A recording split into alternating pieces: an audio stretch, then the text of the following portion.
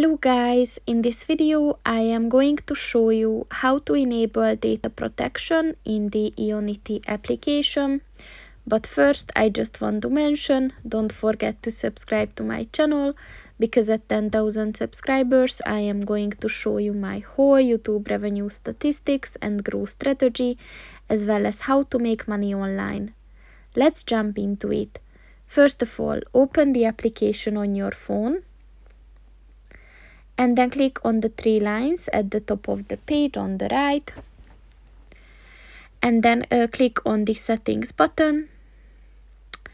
And at the general section, look for the data protection button and click on that.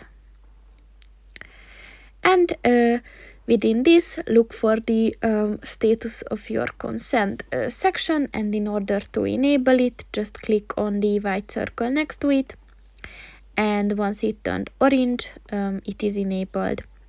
So that's pretty much it for this video, guys. See you in the next one. Goodbye.